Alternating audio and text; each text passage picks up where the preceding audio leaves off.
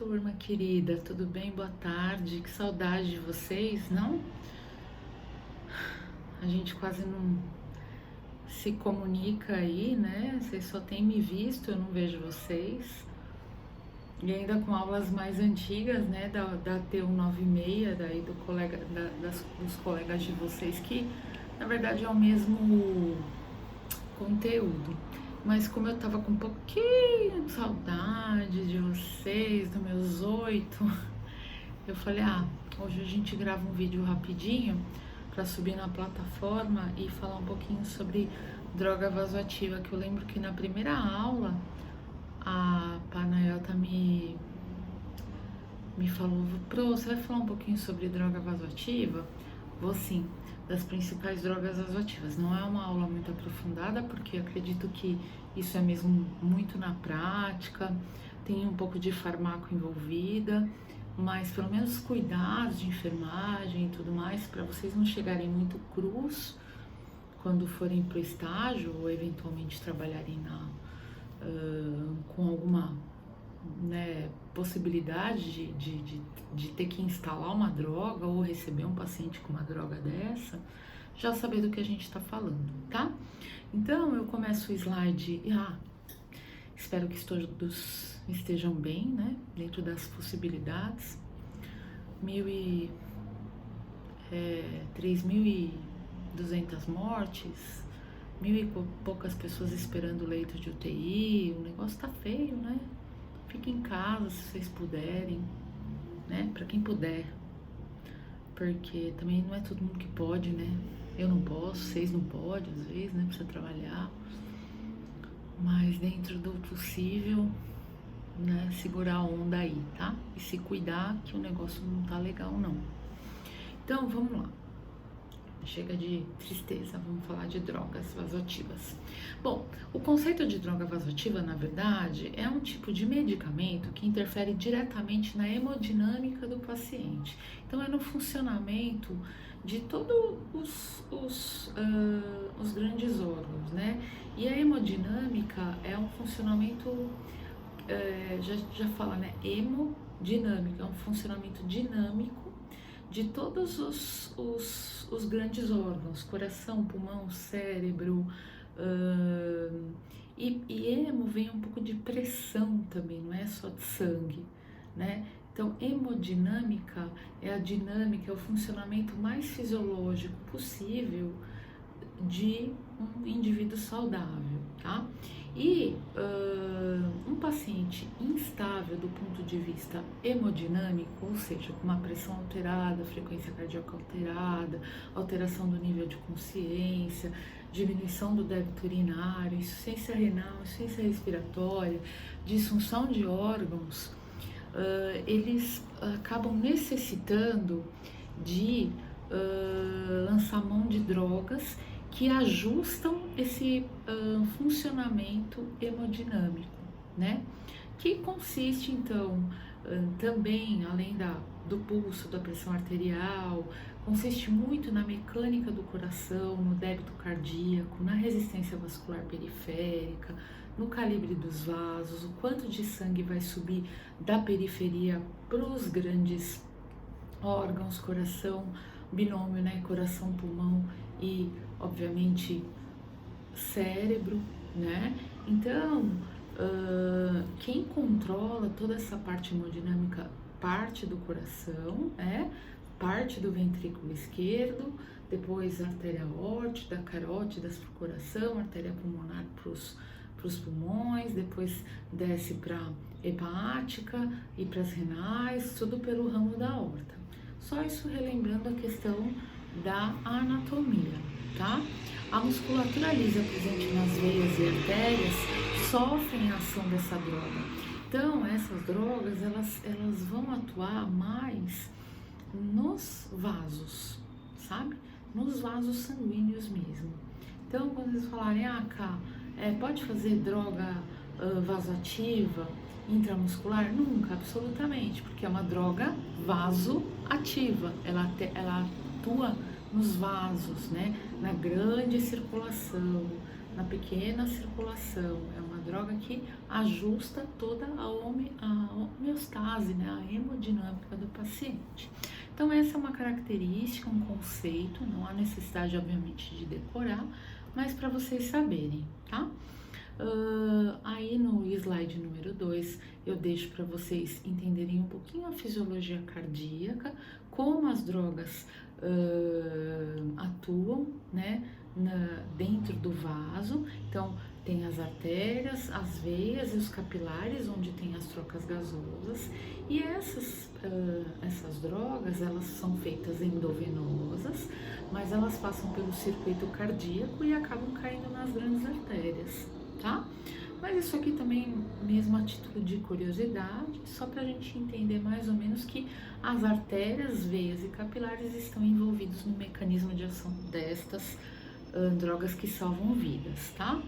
O coração, principal órgão que é atingido por essas drogas, ele possui duas propriedades, a cronotrópica e a inotrópica. O cronotropismo, crono, quer dizer frequência cardíaca, e inotropismo é contração do músculo cardíaco. Então, quando tem uma droga cronotrópica, ela mexe na frequência cardíaca. E quando tem uma droga inotrópica, ela mexe no músculo. Óbvio que quando o músculo está batendo adequado, a frequência cardíaca está em paralelo. Quando o músculo está batendo mais devagar, a frequência cardíaca ou se eleva muito ou abaixa muito. Aí é a questão da fisiologia cardiovascular. Mas só para a gente lembrar que as drogas, elas têm duas ações. Elas mexem na frequência cardíaca e mexem também na contração do músculo, tá? Do músculo miocárdico. Bom, quais são as principais drogas então?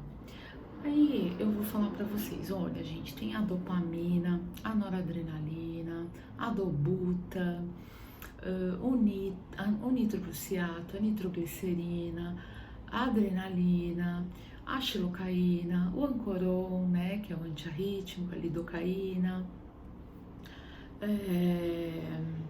Que mais que tem de droga? É basicamente isso que eu gostaria de passar, que me fugiu o ancoron. Qual que é? O sal do ancoron, vou olhar, depois eu falo pra vocês. Amiodarona. Lembrei. É uma droga que mexe no cronotropismo, né? Que mexe na frequência cardíaca. Então são drogas de ordem central, né? De origem vasoativa, tá? Bom, a dopamina é uma das drogas mais antigas. Nós temos receptores dopaminérgicos também no corpo, tá? Ela é indicada quando tem uma baixa aí do débito cardíaco, com um volume desregulado do fluxo sanguíneo, no choque cardiogênico e na instabilidade hemodinâmica. E o que vocês vão falar, mas o que é instabilidade hemodinâmica? É quando o paciente não consegue organizar a pressão, frequência cardíaca, a respiração, quando os sinais vitais estão todos desorganizados. Então ele pode estar hipertenso, taquicárdico, hipotenso, bradicárdico, hipotenso e taquicárdico, então ele está instável. E aí, depois dessa instabilidade, vem a instabilidade respiratória, né? Então, por isso, às vezes, que os pacientes precisam ser intubados sob ventilação mecânica, que aí é o nosso próximo módulo, né? Para poder estabilizar a troca gasosa de oxigênio, otimizar a ação das drogas e tentar estabilizar a parte hemodinâmica, tá? Então, tem um efeito colateral aí que é taquicardia, a depender da dose, né?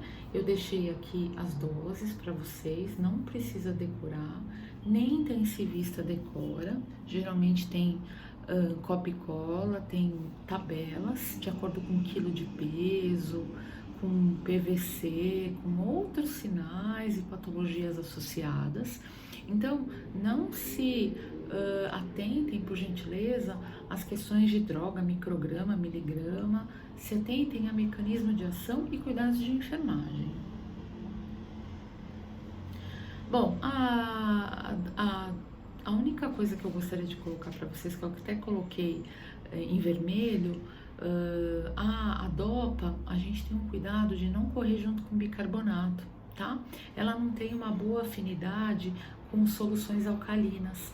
Então, geralmente o paciente está grave, está com duplo lumen, triplo lumen e tal, então a gente procura não colocar DOPA junto com uma reposição de bicarbonato, se for prescrita pelo doutor, tá? Então, às vezes a gente funciona uma veia periférica e corre o bicarbonato, tá? A diluição padrão é 200 para 5 ampolas, tá? E, assim, ela é um pouco contraindicada em arritmias cardíacas aí, porque ela aumenta a frequência cardíaca, né? E aumenta a pressão também, tá? Bom, quais são os principais cuidados de enfermagem? Veia de grosso calibre, né? Se ainda não tivermos um acesso venoso central, é indicado, mas se for numa emergência, por exemplo, a gente pega uma veiona boa ali, que a gente tem a certeza que não vai estourar, até conseguir um acesso venoso central, e lava bem essa veia, deixa ela bem permeabilizada, sempre todas essas drogas em bomba de infusão contínua, com um cálculo muito preciso e os alarmes muito bem ajustados, tanto no monitor e tanto na bomba de infusão, tá? E essa droga, ela não pode acabar, aliás, nenhuma droga vasoativa pode acabar e falar, ai, acabou a droga, peraí que eu vou lá na farmácia, lá no 10º andar, buscar o kit de droga e vou preparar. Nunca, absolutamente. Quando você vê, por isso que ela corre em bomba de infusão, porque você já tem uma provisão de quando essa droga vai acabar e você já deixa uma pronta. Outra coisa também, para o seu colega do próximo plantão, você já deixa uma droga pronta. É a única situação que a gente ainda tem uma maleabilidade de falar, puta, eu posso fazer uma droga que não fui eu que preparei. Eu sei que vocês aprenderam a falar, ai, nunca faz uma droga que não foi você que preparou. Mas pensa, numa troca da passagem de plantão, a droga tá para acabar meio-dia e 15. Meio-dia você tá passando teu plantão. Você vai deixar pro cara preparar? O cara que tá chegando? Não, né? Você já vai deixar uma droga preparada para que assim que tiver faltando 1 ml ali do soro, a bomba vai apitar, nós vamos lá e vamos trocar. Porque os pacientes são dependentes das drogas vasoativas. Eles precisam das drogas vasoativas e da sedação, porque, veja, se uma droga que está elevando a pressão do paciente, por exemplo, a noradrenalina acaba, o efeito é muito fugaz. Então ela acabou por 1 minuto, de repente você olha, acabou a droga, você olha para o paciente, ele já está chocado, já está 6/3 de pressão, 4/3 de pressão. Já teve paciente que parou porque estava sem droga, a bomba secou, né, o soro secou e não tinha, sabe, aquele despreparo. Então é uma dica que eu dou para vocês, nunca deixa a droga vasoativa acabar. E na troca de plantão, sempre deixa preparado para o outro. E se o outro não te deixou, cobra ele, porque está em risco, tá? E se você vê que você pegou o plantão e a tua droga tá acabando, faz nada. Sai correndo, já deixa uma droga preparada, depois você vai e faz o que precisa fazer, tá? Rigor no gotejamento, né? E manter as extremidades dos pacientes aquecidas, porque geralmente essas drogas, elas fazem uma vasoconstrição periférica para levar todo o sangue, né, por causa do desequilíbrio hemodinâmico, todo o sangue da periferia, principalmente dos pés e das mãos, para os órgãos nobres, tá? Bom, aí eu falo da noradrenalina, que para mim é a droga mais importante de eleição na terapia intensiva, tá? Indicação principal, hipotensão refratária a volume, você dá soro, tenta acordar o paciente, diminui sedação e ele não melhora. Isso acontece nos casos de choque, choque refratário, choque grave, choque séptico, choque hipovolêmico, choque cardiogênico, coisas que a gente já falou, tá? Tem um efeito vasopressor inotrópico, ele aumenta a força de contração do coração, ou seja, ele vai aumentar a pressão sanguínea. Em altas doses ocorre vasoconstrição periférica, né? Para também poupar, às vezes os pacientes até em uso de altas doses de noradrenalina perdem ponta de dedo, perdem ponta de nariz, porque não chega fluxo nas extremidades, pé, mão, tá? É ponta de dedo, né? Por isso que a gente aquece o dedinho, faz físio para tentar circular, tá? E um efeito colateral dessa droga é a arritmia cardíaca, porque em grandes quantidades o coração não tolera tanto inotropismo e dá uma taquicardia que acaba às vezes sendo letal, tá? Então, muito cuidado sempre em bomba de infusão, em acesso central. Noradrenalina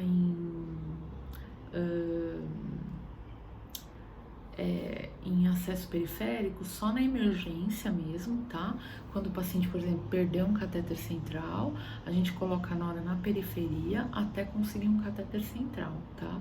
Mas com muito cuidado, sempre em bomba de infusão e uma veia de preferência de grosso calibre, que é muito difícil na terapia intensiva, mas a gente precisa disso, a gente não pode deixar o paciente sem a droga, tá? A solução padrão é 180 de soro glicosado para 4 ampolas, isso tudo é calculado pelo doutor de acordo com o quilo de peso do paciente, tá? Quais principais cuidados? Controle frequente da pressão, aquecimento dos membros, como eu falei, e muito cuidado com extravasamento, principalmente na periferia, porque dá uma necrose, uma flebite horrorosa, porque ela é extremamente ácida, tem um pH menor que 6, se eu não me engano, tá? Sempre em temperatura ambiente, proteger da luz, tá? Sempre que o paciente tiver droga vasoativa, e principalmente noradrenalina, né, que é uma droga mais potente que a dopa, em termos de efeito de aumento de pressão, a gente programa no monitor cardíaco a medida de 15 em 15 minutos, a não ser que ele tenha uma linha arterial média, que é aquela monitorização hemodinâmica invasiva, que fica o tempo todo ali medindo a pressão do paciente. Tá? A função renal desses pacientes também deve ser extremamente bem monitorada através das dosagens, principalmente da creatinina, do volume de diurese e da ureia, porque ela faz uma vasoconstrição renal como efeito colateral e o paciente faz insuficiência renal aguda, né? Então a gente cobre um santo e descobre o outro, mas dentro de salvar a vida e o paciente às vezes depois precisar um pouquinho de hemodiálise para recuperar o rim, ou eventualmente só um controle de diurese mais rigoroso, uma proteção renal em alguns momentos aí, é o ideal, tá? Mas muita atenção para quando o paciente estiver com droga vasoativa, especialmente a nora e a dopa, atenção especial para volume de diurese, por isso que geralmente esses pacientes são sondados, sim, tá? Sondagem vesical de demora e débito urinário de 2 em 2 horas. A pressão tem que ser vista no mínimo a cada 15 minutos, no manguito manual no monitor ou online de minuto em minuto, tá? E a gente vai movimentando essa droga de acordo com bater um papo com um intensivista, falou, ó, ele tá acordando, tá ficando mais hipertenso, posso baixar um pouquinho a nora? Ou se não, já vai, né, você tem um pouquinho mais de experiência, abaixa um pouquinho a nora, fala, ó, baixei um pouquinho a nora porque ele tá ficando mais hipertenso, ó, ele tá mais hipotenso e tá fazendo menos xixi, aumentei um pouquinho a nora, tá de acordo? Beleza, não tá? Você vai tomar uma cravada, vai baixar e beleza, tá tudo bem. O que a gente não quer é que o paciente nem fique hipotenso nem hipertenso. que a gente quer que o paciente fique bem, né? Bom, aí tem a vasopressina, tá? Que ela é um pouquinho mais potente ainda que a noradrenalina, em choques muito graves. No Covid agora tá nesse choque do séptico do Covid, esse choque viral aí, né, e pulmonar, a vasopressina tá entrando como coadjuvante da noradrenalina. Sua função central é causar mesmo vasoconstrição, né, tentar poupar todo o sangue de onde ela julga que não precisa para o coração, pulmão e cérebro, tá? É indicada no choque distributivo, geralmente associada ao uso da nora, para evitar que a gente precise chutar a nora lá para cima. Então, uma nora com uma dose muito alta, ela tem muito efeito colateral também, né? Então, os médicos começaram a lançar mão de uma segunda droga para não aumentar tanto a nora e ter uma irmã aí, uma coadjuvante, para tentar, junto com a noradrenalina, doses medianas e que tenham o mesmo efeito de melhorar a distribuição hemodinâmica, melhorar a pressão, diminuir a frequência cardíaca e fazer um ajuste fino aí de pressões e de doses, né, para evitar os tão temidos efeitos colaterais, tá? Bom, a adrenalina, uma droga vasoativa, mas tem paciente que precisa usar em bomba de infusão contínua. Ela é indicada principalmente na parada cardíaca, como a gente já falou, no choque anafilático também, aumento da pressão e da função cardíaca. No choque anafilático, ela acaba tendo uma interação com os receptores alfa e beta-adrenérgicos para diminuir a liberação de histamina, né? Lembra do choque anafilático, que é aquela alergia, aquela anafilaxia, aquela reação inflamatória em cadeia por algum agente estranho, né? Por exemplo, uma picada de um bicho, né? Ou alguém que é alérgico a iodo e vai fazer uma tomografia, ou alérgico a uma penicilina e toma uma penicilina e faz uma anafilaxia, tá? Ela é dose dependente, tem características vasopressoras e a principal característica, ela aumenta a frequência cardíaca e aumenta significativamente a resistência vascular periférica, ou seja, ela segura todo, ela puxa todo o sangue da periferia, aumenta a resistência vascular periférica, então o vaso da periferia fecha para guardar tudo aqui para cima, para os órgãos nobres, coração, pulmão e cuca, tá? Bom, a arritmia cardíaca é um efeito colateral se feita em doses muito altas, né? Dor torácica, porque existe uma sobrecarga muito alta do coração, tá? Cefaleia, por causa do aumento da pressão intracraniana e a sensação de tontura por todo o desequilíbrio que o paciente está passando, tá? A solução padrão é 188 ml para 12 ampolas, cada ampola tem 1 ml, então para considerar aí 200 ml no volume final para jogar sempre em bomba de infusão.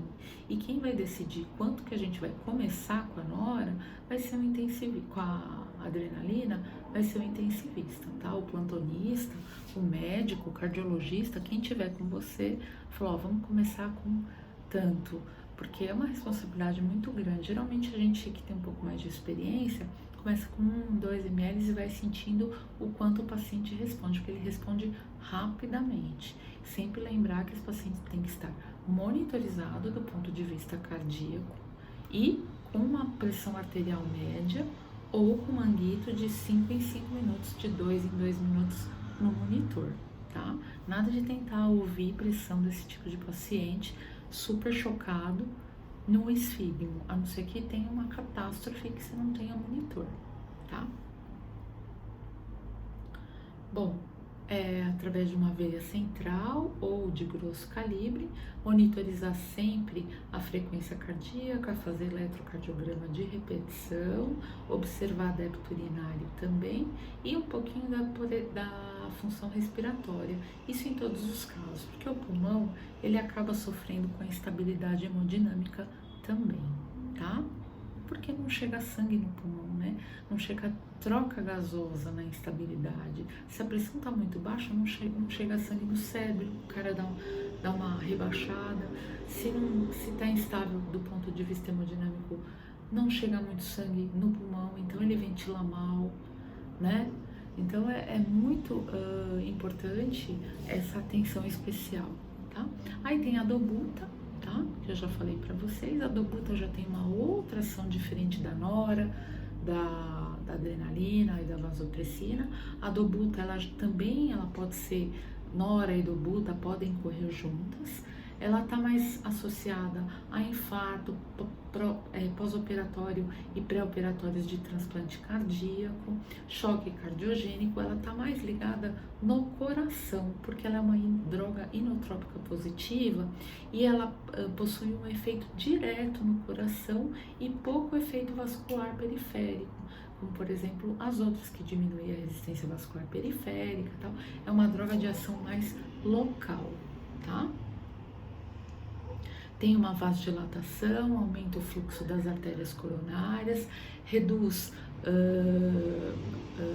o consumo de gás carbônico, aumenta o débito cardíaco e o consumo de oxigênio pelo miocárdico, ajuda aí, né, o miocárdio que já está doente a se restabelecer. Tá? A solução padrão é 230 para uma ampola, é uma ampolona de 20 ml, dá uma solução final de 250 que a gente põe na bomba e calcula de acordo com a bomba que tiver no hospital, com os padrões que tiverem no hospital, de rotina operacional padrão e de acordo com o que o plantonista, o intensivista, o cardiologista, o médico que tiver de plantão pedir, tá? A gente nunca mexe muito nessas drogas porque elas são muito potentes e a gente não tem essa formação e um respaldo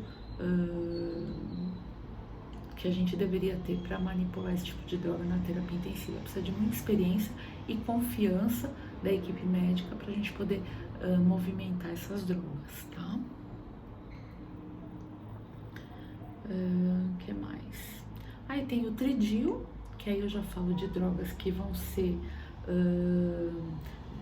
são mais cardíacas, né? O tridil é a nitroglicerina, que ela é mais usada na insuficiência cardíaca, tá? Sem hipotensão, insuficiência coronariana, angina e hipertensão. O tridil tem uma ação venosa predominante, tá? Ele é contraindicado, como ela tem uma ideia de vasodilatação, ela é contraindicada na hemorragia cerebral, no tamponamento cardíaco e não pode ser associada ao Viagra, porque ela já está vasodilatando. Imagina o Viagra, que é um potente vasodilatador pulmonar, né, o sildenafil, para hipertensão pulmonar, acaba dando um revertério aí, o paciente tem uma injúria cardíaca bastante grave, tá? É uma droga hipotensora também, tá? Pode dar cefaleia, então os pacientes que usam nitroglicerina, tridil, reclamam de um pouquinho de dor de cabeça, porque dá uma vasodilatação cerebral importante, tá? Administrar, geralmente, alguns hospitais ainda recomendam frasco de vidro, porque o PVC, ele gruda a nitroglicerina na parede, e aí não corre legal. Alguns hospitais já usam um frasco, aquele bag de soro que não é de PVC, né? Então, muita atenção aí para onde vocês vão trabalhar, tá? Sempre 240 para uma ampola de 10, que finaliza 250 e a gente joga na bomba de infusão, tá bom? Principais cuidados: bomba de infusão, monitorização muito rigorosa da pressão, Observar o aspecto da solução antes e durante a administração, porque às vezes ela dá por causa do PVC lá, ela dá uma sedimentada embaixo, tá? E ela interfere com a heparina. Uma dica, tá? Então, quando tiver o paciente recebendo heparinização contínua, pós-CAT, tá hipertenso, liga um pouquinho de nitroglicerina, de tridil, e ele tá recebendo heparina na veia, pós-cateterizam para dar uma anticoagulada aí no sangue ou no infarto, tal, precisa de anticoagulação, então não pode correr junto, tá? Porque elas competem e aí nenhuma das duas faz efeito. Então, sempre num duplo lumen, tá? E aí tem o nitroprusiato, que é o niprid. Então tem o tridil, que é a nitroglicerina, e o nitroprusiato, que é o niprid. Isso é questão muito de prova, viu? De hospital, qual é a diferença dos dois. O nitro, ele é uma droga mais potente, tá? É usado em emergências cardiovasculares, principalmente em emergências hipertensivas. Ele diminui a resistência vascular, reduz a carga do coração, melhora o débito cardíaco e com isso dá uma baixada boa na pressão, tá? Faz com que o miocárdio descanse, tá bom? A sua ação vasodilatadora se deve ao aumento da liberação do óxido nítrico.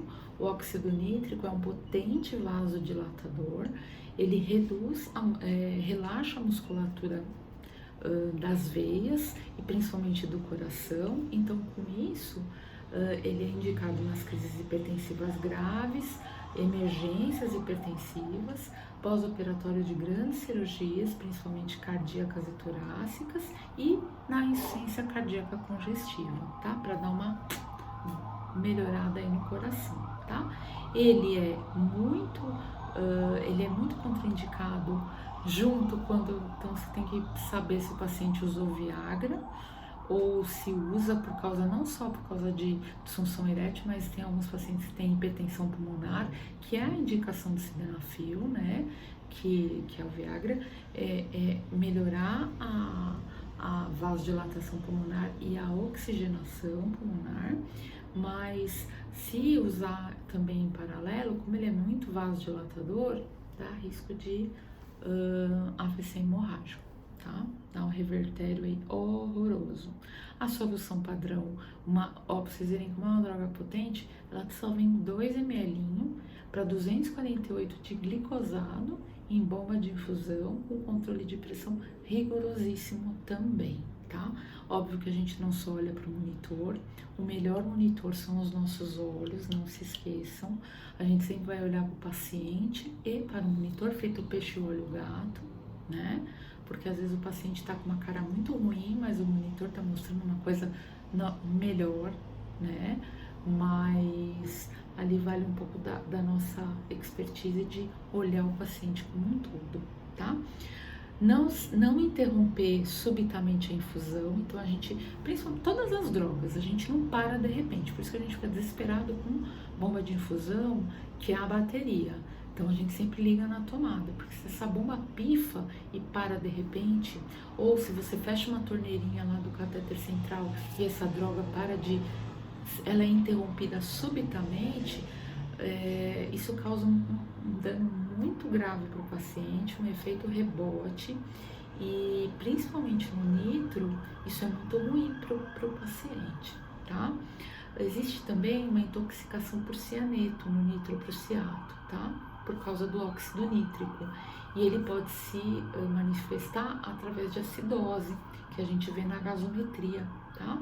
O paciente pode ter falta de ar, confusão mental e morte, isso em altas doses, por isso que quem controla a dose dessas medicações é o intensivista, tá? E essa droga, ela é fotossensível, tá bom? Então vocês notem que eu coloquei na figura aqui, é um equipo laranja com um saquinho que a gente cobre. O Lasix também é a mesma coisa, tá? O furosemida, quando a gente coloca isso em infusão contínua. Bom, em relação ao cuidado de enfermagem geral para todas as drogas, trocar a medicação a cada 24 horas, tem validade de 24 horas, não dá para ficar mais do que isso. Identificação do frasco e equipo com a data de instalação. O equipo também é trocado a cada 24 horas. Identificar a bomba de infusão com cada droga que o paciente está recebendo, tá? Seja com etiquetinha, com esparadrapo, o que vocês acharem que deve. Promover a substituição antes do término, como eu falei lá no começo. Zerar a bomba de infusão a cada 2 horas para saber o quanto está entrando desta droga. Isso é um cuidado muito importante. Isso vocês vão aprender na prática, tá? E nunca desligar a medicação para prestar qualquer cuidado. Por exemplo, eu vou desligar um minutinho aqui essa noradrenalina só porque eu vou dar um banho no paciente, tá? Ou porque eu vou fazer um curativo e eu preciso que ele vire e tá me atrapalhando aqui essa bomba de infusão. Peraí que eu vou desligar um pouquinho, tá bom? Nunca, absolutamente, tá? Nunca desligar a medicação para prestar qualquer cuidado. Preciso escolher um sangue do catéter central. Peraí, vou parar, vou parar a droga, a noradrenalina, a dobuta, vou lá, aspiro o sangue do paciente, colho pelo catéter central, colho a hemocultura, não sei o que, tal. Lavo ainda, dou um flush de 10 ml de noradrenalina, que tá correndo a 1 ml hora, e aí eu ferro com a vida do meu paciente, né? Não preciso de mais nada. Então, é um cuidado que a gente tem que tomar bastante importante, tá? Esse último slide é o slide para a vida de vocês, o resto é só conhecimento mesmo, tá? Então, fica aqui a minha mensagem, tenha aí uma boa resto de semana, se cuidem, se protejam, por favor, tá bom? Um abraço para vocês, saudades, espero que vocês estejam bem aí e fiquem com Deus, tá? Agora a gente só se encontra na outra semana por causa dessa feriadada aí que aconteceu, né, pra gente. Um abraço aí, viu, pessoal? Se precisarem de mim, pode me chamar, tá? Um beijão. Tchau, tchau.